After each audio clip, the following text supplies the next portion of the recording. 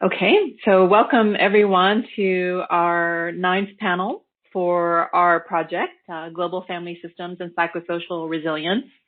We are doing this project as part of a grant from the U.S. State Department. The project that they funded us for is Citizen Diplomacy Action Fund, and it's a direct response to COVID-19 and trying to work with communities around resilience and engagement during the crisis. So we are presenting 15 panels between, we've done 9, so we started in May of this year. We'll go until next spring.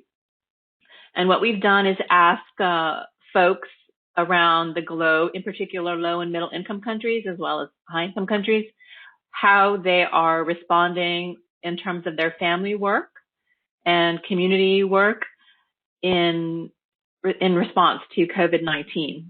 So we're taking a systemic approach. I'm a family therapist. My name is Laurie Charles, and I'm very interested in how systemic ideas and approaches unfold across the globe. And so part of this is my interest in that, and also work with my dear colleague, Dr. Gameela Samarasinghe in Colombo. So Gameela, if you want to introduce yourself, and you can introduce our first panelist.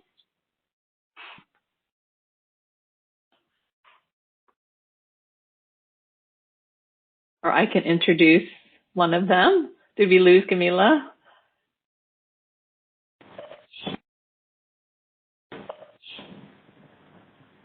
I think she's on mute, and you're.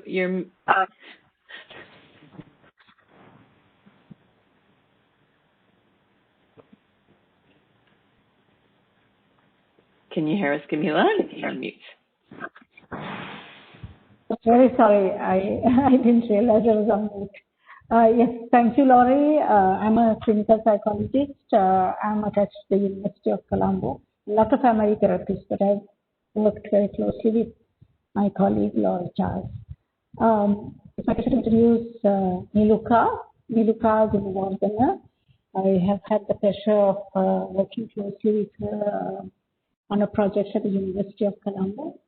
She is a disability rights advocate and educator based in Colombo, Sri Lanka.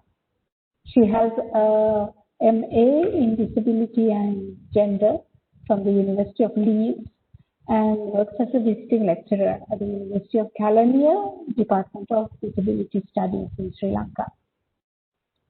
She's a consultant to the head project at the University of Colombo, aimed at creating an accessible and equal learning environment for students with disabilities.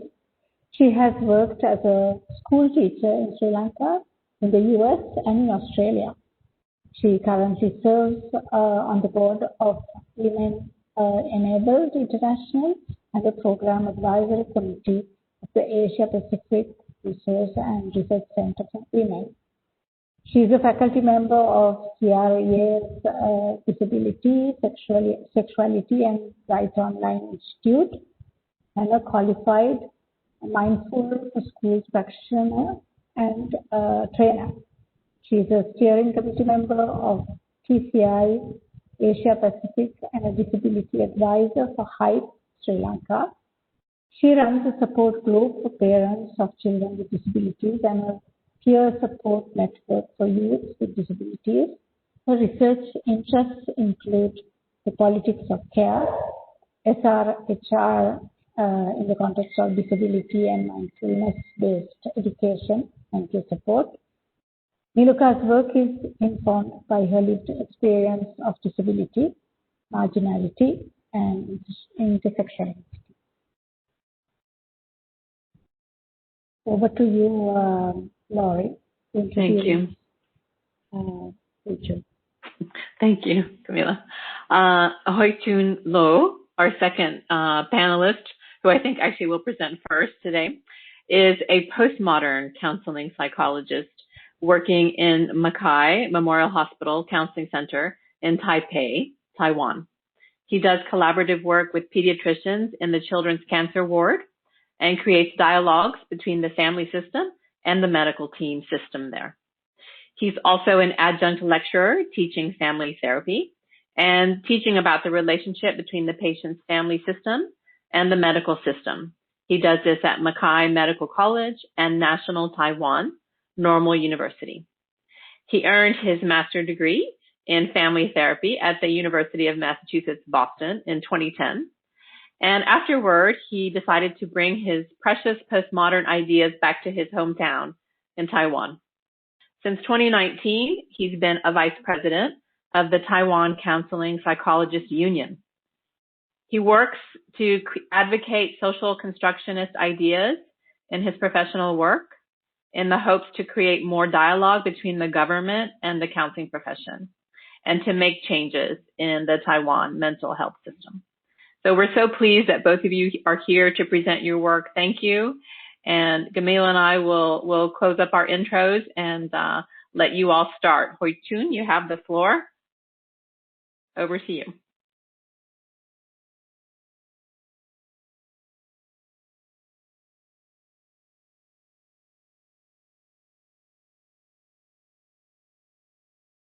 Thank you, Laurie and Gameela, and welcome everyone. Oh, it's so quiet. Everybody can hear my voice well. We're still here. We're a well-behaved audience. All right, so I'll go first to describe the situation in Taiwan. My client,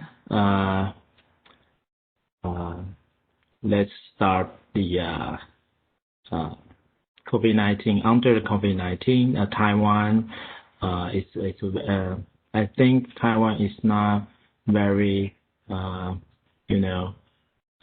very successful to prevent COVID-19 in the world, and but we still under the COVID-19 impact. So I'm trying to introduce my client, who is a 13-year-old boy, and he and his family is from Hualien, is one of the beautiful counties in Taiwan. So as you can see, it's the east side of the Taiwan. Because of COVID-19,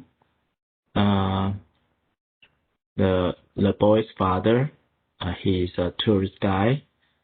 He lost his job.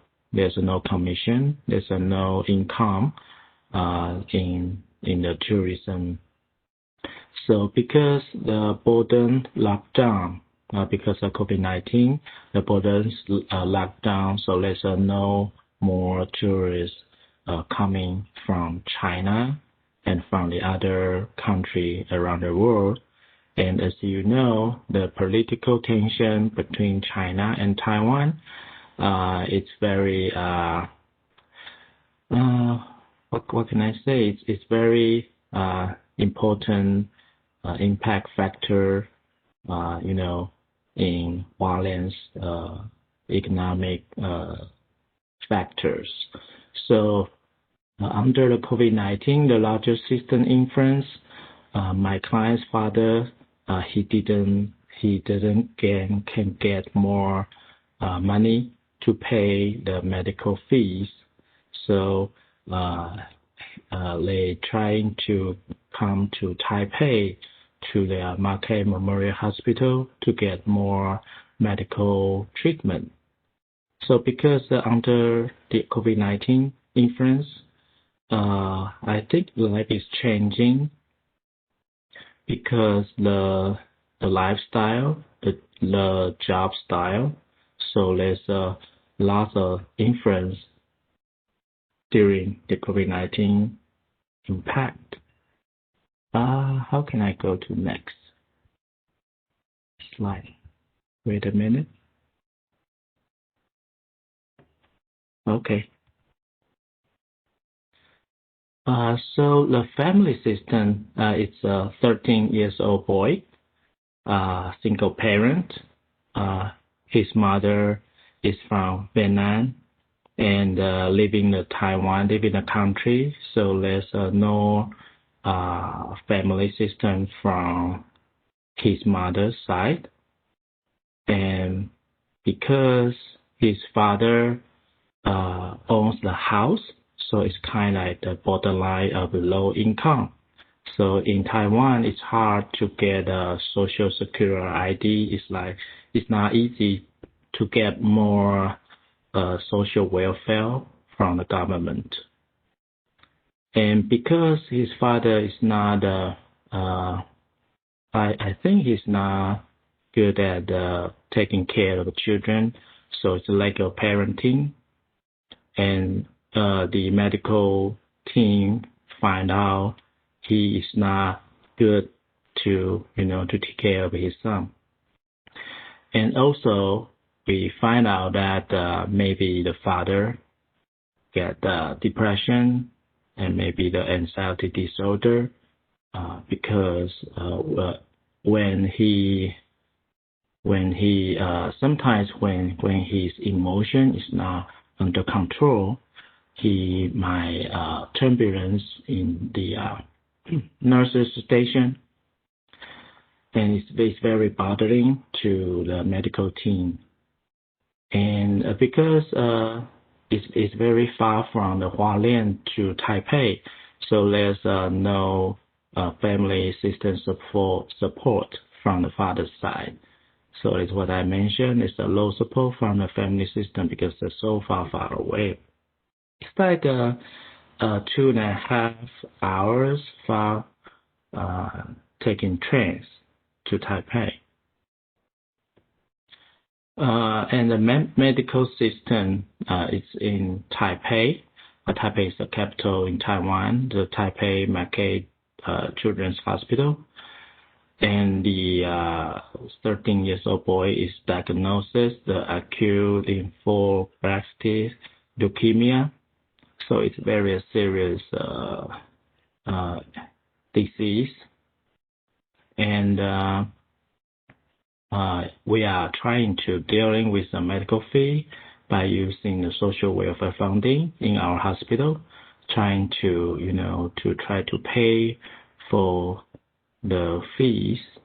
And during the COVID-19, we got lots of visit rural district in childhood cancer ward. So his father is the only person who allows to go into the world to take care his son. And we got a lot of rules, but the father, he is I think he is kind of alcoholic addicted symptom. So sometimes he cannot control his emotion and try to do some not proper behavior in our world. So it's kind of like a medical situation in our medical system. So we have the medical team, which include doctor, nurses, social worker, family therapists, and volunteers. We are using the biopsychosocial spiritual care to try to help this family. Excuse me. So yeah, I think it's a very important to try to find out under the COVID-19 impact what we can do during this family. As a family therapist, I try to find out the whole picture in this family, and I try to interview to have the conversation with the father and try to find out the income situation, the losing job situation, and try to figure out the marriage, the family situation from the Hualien. And I try to collaborate with our social worker and the doctor nurses, try to truly understand what the situation in this family and try to find out a way to help them out. And for me, sometimes the emotions during the COVID-19 is very influence our life and our work. So during our team meeting, we try to figure out our own emotions, because sometimes, as I mentioned before, the father who sometimes after drinking, when he is drunk, he brought lots of problems to our ward, to our medical team members. So we need to control our emotions, our anxiety, our worries. And during the COVID-19, lots of people is under uncertainty emotions. And we are trying to do like a self-care to our medical team members, and hope and love. I think it's very important to keep our resilience, keep going, and with hope and love. And the graphic in the right side is like COVID-19 deaths per million people and the GDP performance. I think Taiwan is a very unique country. I don't know how to say it, because we are so close to China, and we are so we had lots of trauma from the SARS situation. So people in Taiwan who is so well prepared to face the COVID-19. So the people living in Taiwan working together to keep this situation, to keep the environment safe. And working in a hospital, we're also trying to make everything together and try to collaborate with everyone, not only the medical team member, also working with the family members, with the government, to try to get everything done. So that's my story. So it's back to Laurie or Niluka. Thank you, Hui-Chun. Yes, Niluka. Once your screen changes, you can feel free to start. Thank you so much, Hui-Chun. We'll come back to questions later.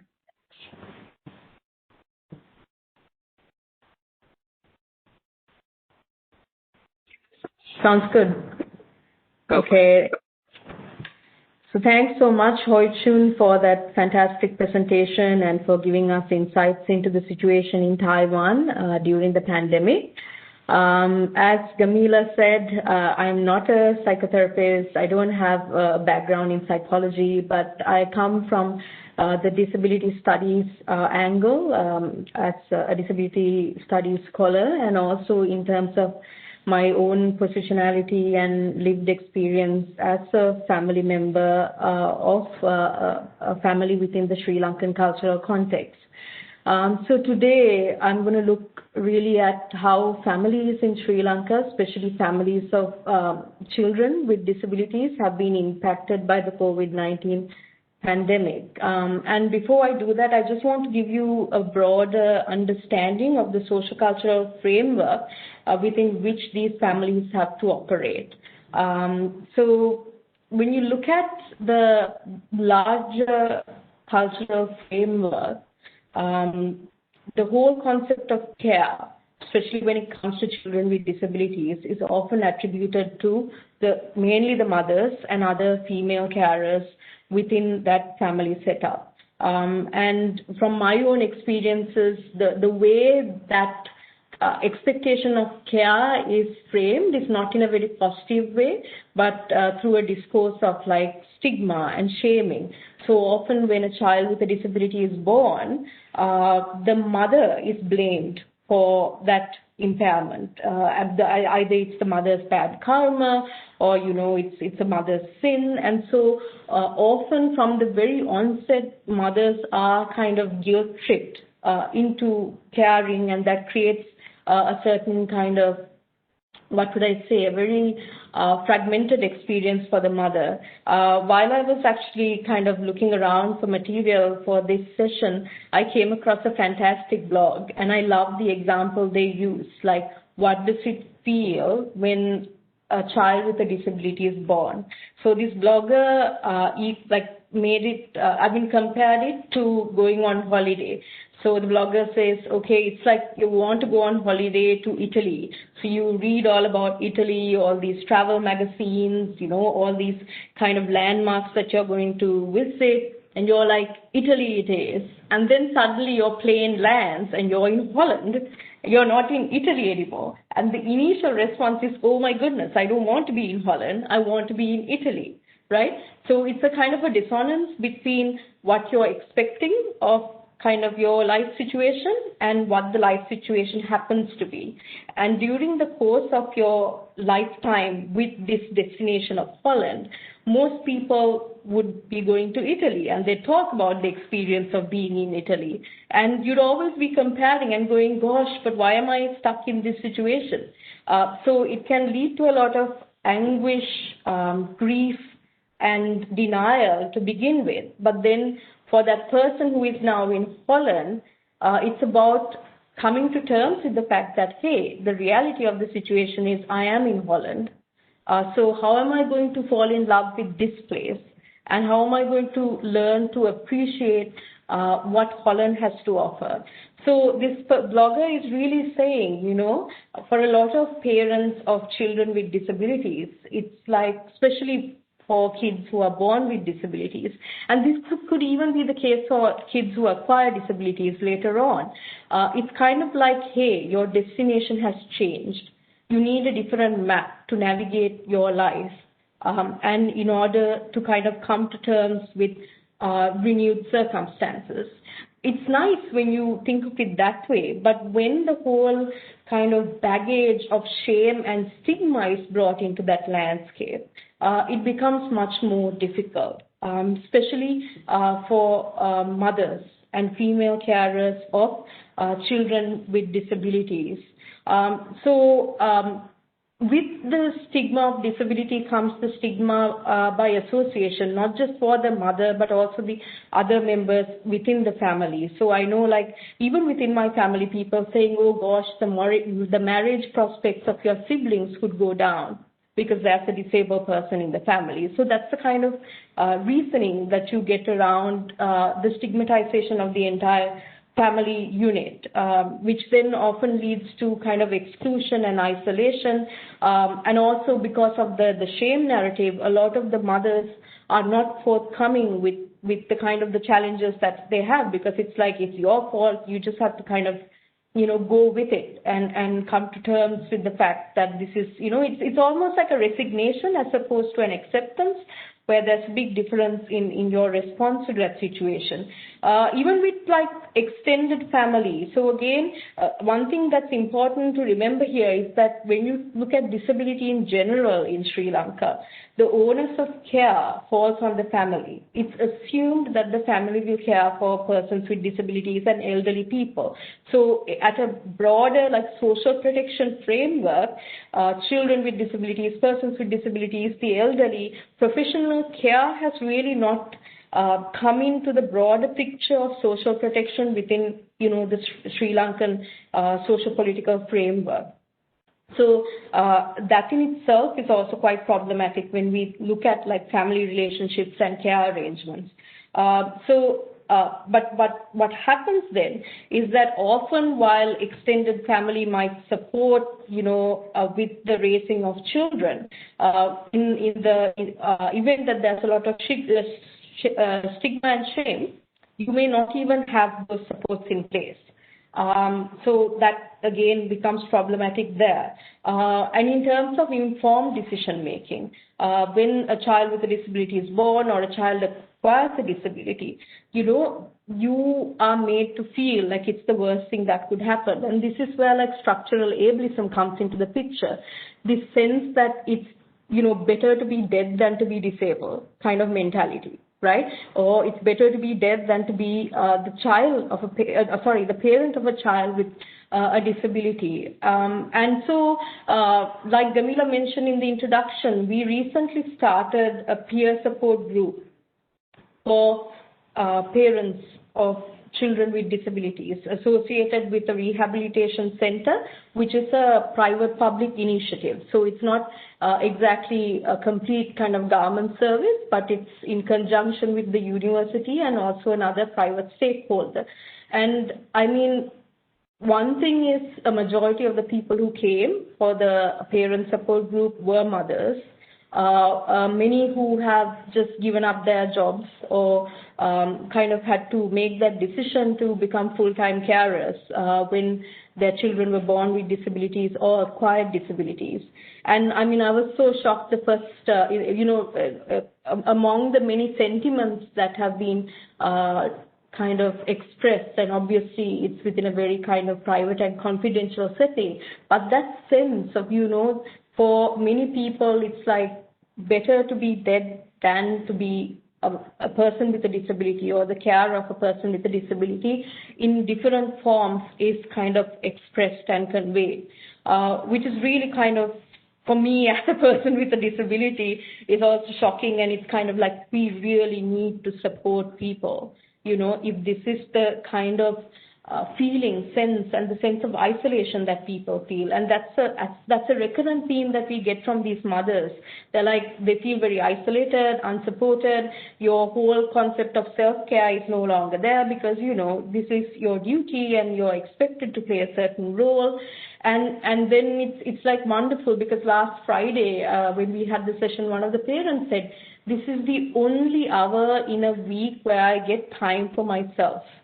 The fact that especially mothers have to put everyone else before them, and this whole concept of even having me time is kind of seen as something very foreign, but that is so essential given the high degree of care burnout, care stress, and also then those discourses of shame and stigma. I approach this from what we call the social model of disability, where we're not really looking at fixing an impairment as such, but we're looking at the broader socio-cultural barriers that are in place for persons with disabilities and their families.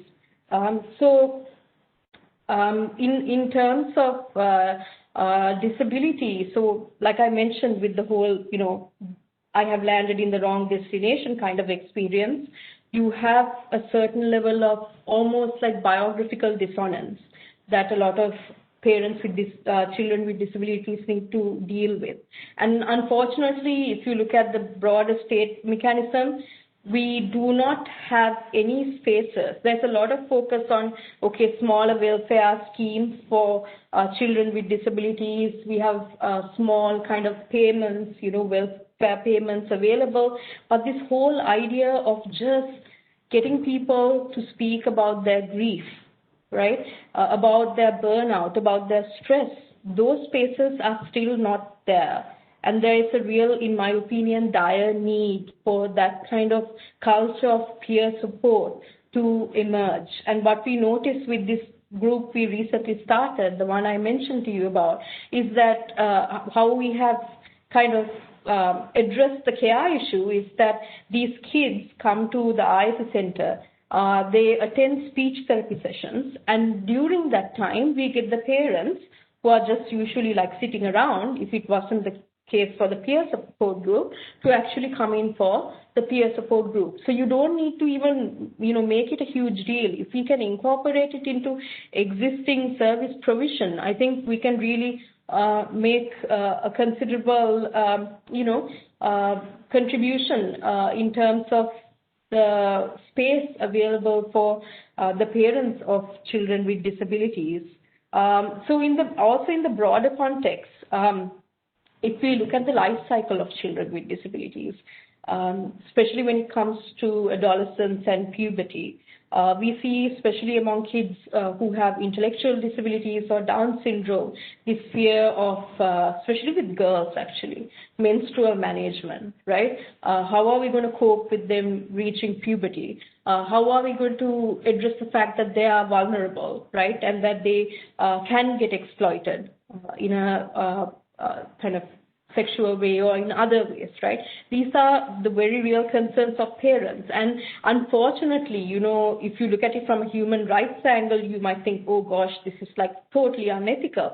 But there are parents who then resort to the sterilization of their daughters in order to, protect them. Okay, so it becomes a real ethical dilemma. How do we really support parents? And then it's one thing to criticize, but then you're like, what are the alternatives in terms of social protection that we are offering these families, right? So the other thing is also, like I said, when a child is born with the mother blaming, and this is very interesting because I did a study on veterans with disabilities, soldiers who during the course of the war acquired disabilities. And what was interesting in the narratives that came up, in the biographical narratives, was the blaming of the wives for soldiers acquiring disabilities. It's like, oh, she brought upon this bad luck and this is why our son got, an impairment in war. And I was like, oh, this is very interesting. But, it's not interesting actually. It's quite sad. But the thing is that becomes this rhetoric which then often leads to the abandonment of women who give birth to children with disabilities or children who acquire disabilities. And during this COVID pandemic, especially, I think such women have been rendered particularly vulnerable. There have been cases coming up from Kandy, which is in the central province, of a mother with 2 kids with disabilities who were, regularly harassed by neighbors who were kind of under the influence of alcohol. And in terms of being seen as an easy target, in a larger social setting. And as I mentioned before, right, in terms of relationships, there can be a lot of tension that arises with, the introduction of disability into a family system. And I think it can either make your relationship stronger or it can lead to kind of the breakdown of your relationship. Although that's a very simplistic way of looking at it. But I think in Sri Lanka, what also happens is if you are a low-income family, right, and if you are also like day wage earners, right, like in the case of the Taiwan case study that we heard of, it's very difficult for one or both of the parents to kind of stop working and taking care of a child with a disability. So in Sri Lanka, we have a very high incidence of institutionalization, right, in care homes. So we still haven't come to a situation where we can support families to provide community-based care, right, and community-based rehabilitation. It's either home-based care, which is a very kind of isolated, very kind of almost restrictive mode of care, or it's institutionalized care. And so there really needs to be this focus on community-based rehabilitation, community-based care, which, we are really lacking at the moment in this country. So there's also this assumption, again, when we talk to parents of children or young persons with disabilities, they will be safe in institutions. Right? That if we leave the kid at home, they could get abused by neighbors, so they'd be safe in institutions. But no one really even talks about institutional abuse in our country in a systematic way, right? And holding institutions accountable. So there are lots of these issues that come up with the common assumptions around disability. So in terms of what we do with the support group, I mean, it's very, very basic things. I don't know if you guys have heard of .B, which is a mindfulness in schools project. It's like a curriculum on mindfulness, right? So basically what I do is I've taken that and I've taken this mindfulness for parents course that I used to follow at Griffith University, and just basically fundamentally what we do is offer mindfulness sessions for parents. And the demand for that, the kind of the thirst for that, for me, has been like incredible. that we are not even providing like in that sense a traditional sense of group therapy kind of environment. We are just providing mindfulness sessions, for parents to check in every week. And that is the kind of respite we need. So that moves us into the whole idea of the need for respite care, where parents can, drop off their kids for the day or whatever and attend to their banking. They have so many other things to do. And also in terms of that guilt that they have of neglecting their other children with disabilities or elderly family members with disabilities. So this whole thing of when you have this family-based care set up, who gets your attention, right? And especially for the women, the mothers, they are expected to take care of the elderly, the kids, people with disabilities. So, who is worthy of your care kind of thing. Situation arises as well, which makes things pretty problematic. I don't have a lot of time, but I'll also wrap up and we can talk about some of the other areas as we go along. In terms of the COVID impact, I'll quickly summarize with that. So the impact of COVID has been that firstly, lack of access to income, like in the Taiwan case study, right? Which then also leads to an increase in domestic violence, which has been the case in Sri Lanka. Also people kind of being stuck at home in very confined small environments, right? And also people with multiple care needs all in the same environment, leading to very volatile kind of situations. When we talk about families, where disability is relevant, it's not just children, right? You could have parents who have disabilities as well. And also when we look at different cases that have come up within the deaf community especially, parents who would usually go to hospitals with their kids, need a sign language interpreter.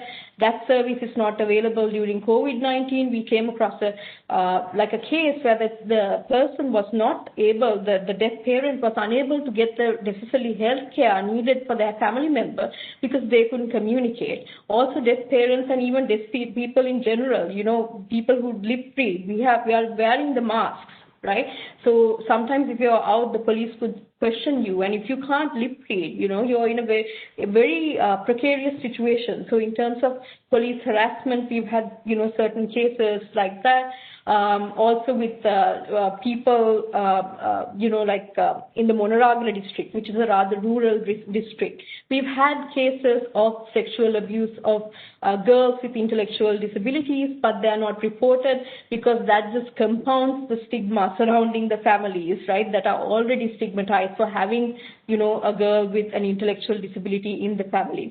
So COVID has really been a very challenging experience for many families, and especially families with children with disabilities, but we can hopefully explore that a bit during the question session.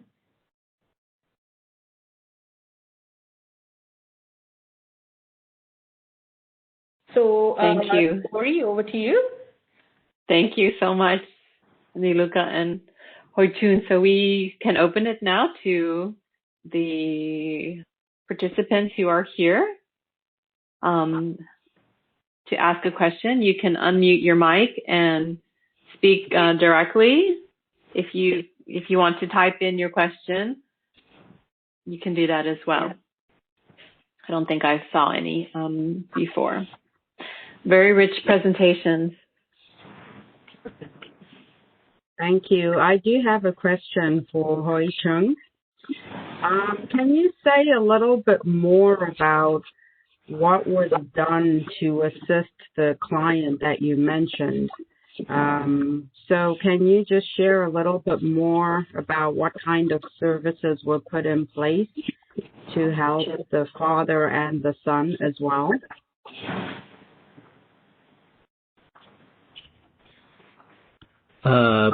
Because they are from Hualien, so we are trying to connect the Hualien government, trying to find out the social resources from the Hualien. But as I mentioned before, because it's like kind of borderline situation, so we are connect lots of NGO to find out more funding for this family. And because his father, we thought he might got some alcoholic situation. So we tried to push him to get a psychiatry intervention, and but he refused to go into a psychiatry. But we are trying to mention that to talk to the father, trying to improve his caring skill to his son, because his son is very ill and it's not easy to take care. And but because of COVID-19, we cannot allow lots of people coming to the hospital to come take care of him together. So we trying to our nurses is trying to help the father to trying to be more aware of how to take care of his son. And our nurses is trying to pay more attention to the 13-year-old boy. And our social worker in our team is trying to raising more funds from the Taipei government and try to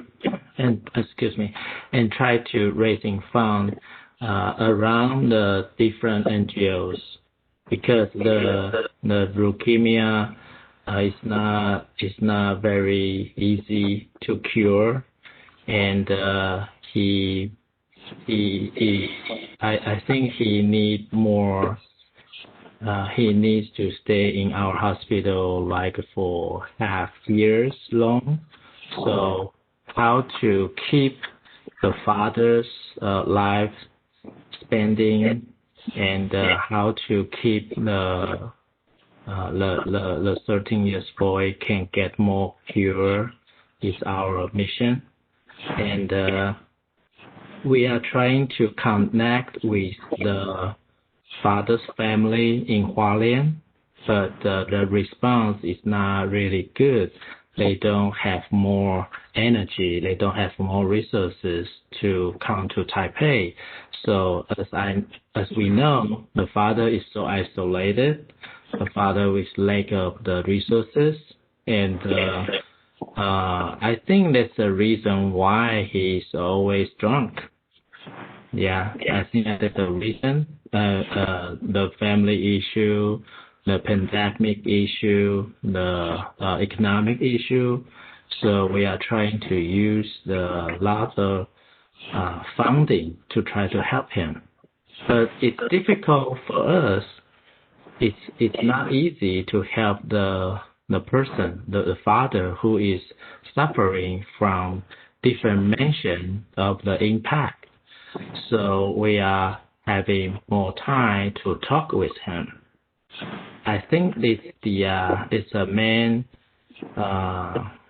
It's my job to talk with the father frequently, but for me, it's also the difficult situation trying to have the conversation with him, because his cognition.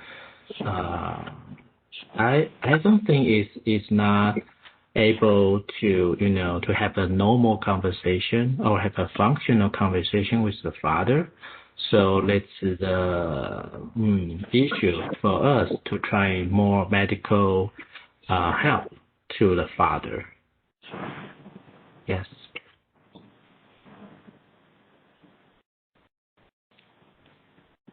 Thank you for the question and the response. So there's a question in the chat for Niluka.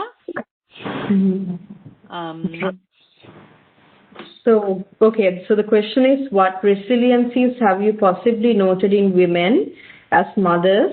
Also, what support systems do they have or can they develop? So spiritually, friends, family, etc. Okay, that's a great question. I mean, it's interesting, right? I spoke about the widespread stigma, shame associated with mothers of kids with disabilities, but I must tell you, like, you do not want to mess with those moms. They have, I think, and I'm also thinking of my own mother as well in that sense, have been some of the toughest, most resilient people that I've ever come across. I can remember when I was a kid, I used to think, my gosh, my mother is the lioness. You know, no one messes with the lioness's cubs. And I've seen that working with mothers of children with disabilities as well, you know, at least for those who come to the rehabilitation centers. Also, there's this MJ Foundation. You guys might know of Dilmati. So Dilmati is a CSR branch, is this MJ Foundation, and they also have centers for children with disabilities. And the thing is, you know, the mothers are there. They come with their kids in the mornings. They have, you know, rehabilitation sessions, kind of music therapy, drama therapy sessions at these centers. And, you know, somehow, amidst all the other work they have, they somehow firstly ensure time for their kids. But that doesn't mean necessarily that, you know, they are caring for themselves, but what I've seen is they informally, like especially with the Dilma Foundation groups, come together and they've created like a craft circle, right, where the mothers get together and they create like cards and other little objects that then they sell, you know, or they have plants that they bring, and there's a little shop and they, you know, and Dilma Foundation's fantastic. They have what they call the mother's kitchen. So the mothers get to kind of cook and they can serve, you know, what they've cooked together. And in those moments, that's the thing. It's about kind of not, we don't even have to call it a support group, but through those, you know, processes and activities of coming together and sharing that space and maybe talking about it. But I think we need to have more talking about it so that you kind of go beneath the surface. But I've really seen that. And it's interesting when you talked about the spiritual friend family network, because, you know, it's not always negative and doom and gloom and all that, right? You do have some families that are kind of quite supportive. In the spiritual context, I've seen this in other societies as well, you know, like if you go to a temple, especially on a Poya day, which are these sacred days we have every month, you'd have about like 90% of the crowd would be women, okay? And you have crazy kind of beliefs like, oh, you are born a woman because you don't have enough good karma, or if you do good karma in this life, you will be born a man in the next life, or with as a disabled person, people actually have come up to me and said, why don't you do some good, and then in your next birth you'll be a non-disabled person. But even with that kind of rhetoric, that people still, you know, kind of hold on to that for some reason and do kind of converge along spiritual lines. And maybe that is for a lot of females. Now I'm thinking out loud, I feel like that is your you time, right? That is like a socially sanctioned day under, you know, a religious spiritual framework where you get to say, I'm going to go to the temple. And very few people are like to stand in, like, you know, unlikely to in that sense stand in your way, because of course it's a holy day, right? So it's very interesting, like you said, how these mothers in their own ways have found spaces for themselves and kind of built that resilience within the social rules and functions that are available to them. It's really interesting. Thanks. Thank you. Can I ask? Look, I do have a. All right, go ahead. No, go ahead. Go ahead. I'll ask my question later. To ask about the stigma, do you see that changing at any point? And if so, how do you think, or what needs to happen to change the stigma associated with people with disabilities? Okay. No, that's a fantastic question. I think yes, in totality, things are kind of getting better. I think one of the things is that we need more visibility for people with disabilities and families that have kids with disabilities and persons with disabilities, right? I think with more the emergence of more role models or public figures with disabilities, that kind of can reduce stigma. Similarly, you get, like, this was very interesting again talking about spirituality. So Tikiri Kumara is a young man with a disability, and during one of the Poya Day programs, but the spiritual days that I mentioned, right? So he had started coming up with this online program on disability and Buddhism, and what are the different ways in which we can look at it, So we get people who are younger, who are kind of playing a certain role in challenging those stereotypes, right? People who go into disability sports gaining some recognition, although it's not as much as people who go into, like, so-called normal sports, when you look at para sports. But those small changes are having an impact also with media and exposure to, other ideas. And when it comes to the whole concept of inspiring people with disabilities, that is quite problematic, in itself. The tendency to see everyone with a disability as like an inspirational figure. But, while it has its negative aspects, that is also kind of, I guess, in a certain sense, making people a bit more receptive to persons with disabilities, when we have these public figures, TED speakers, or, people on TV and things like that. So you get that. Like, even tomorrow, actually, one of the major television networks, MTV, is going to have a program on, disability rights in Sri Lanka, which is quite good, I think, for a mainstream media channel to do that. So slowly you can see that mental shift, especially among younger people. So I'm just trying to remain optimistic and hope that then kind of seeps into these very vulnerable communities, especially in rural settings that I was speaking about earlier. So fingers crossed, really.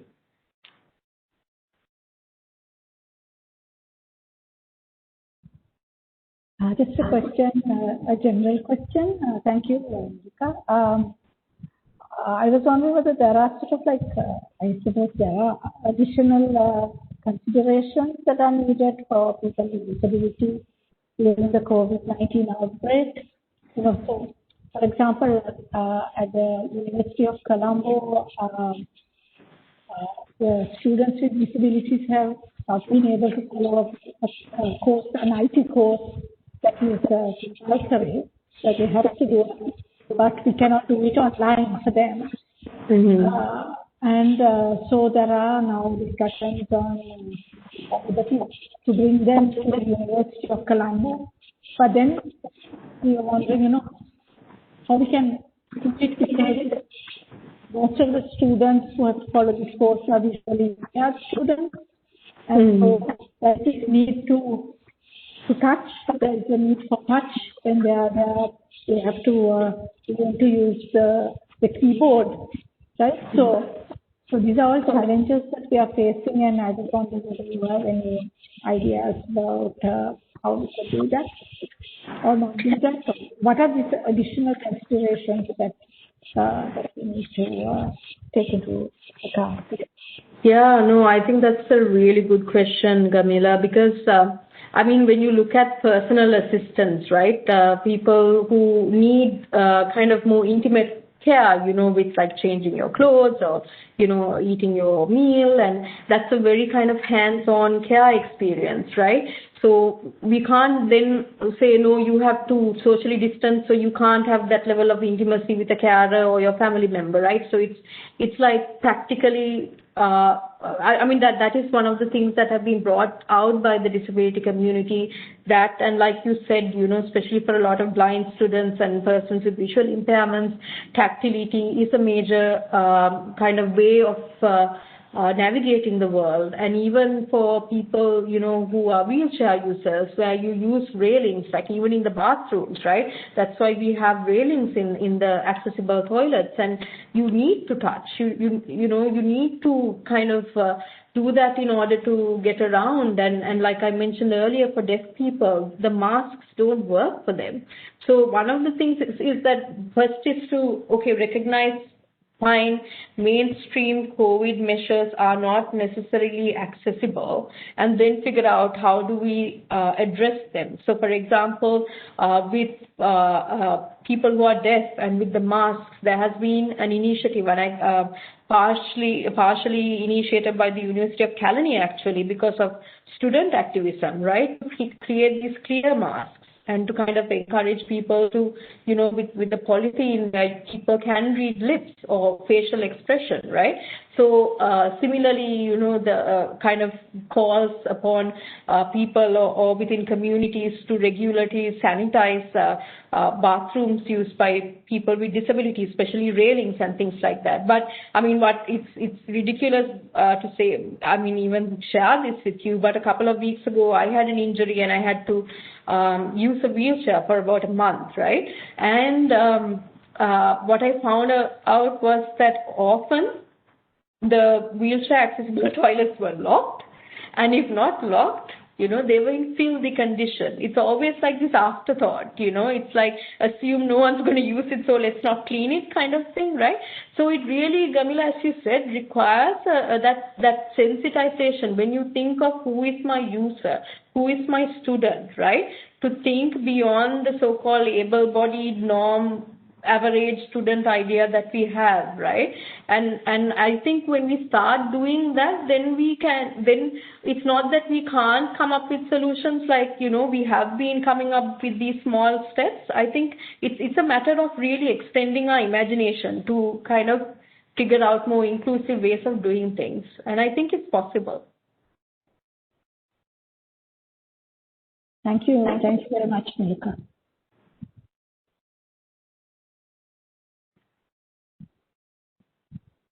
Are there any other more questions? Yeah, there's one in the chat from Manju.